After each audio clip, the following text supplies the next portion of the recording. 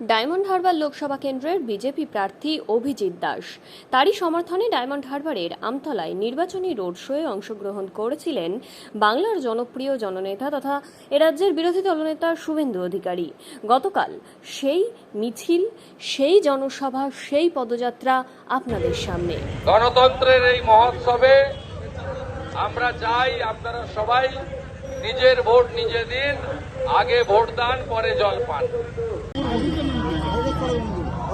जय बाबा खगरेश्वर की, जय बाबा खगरेश्वर की, जय बाबा खगरेश्वर की।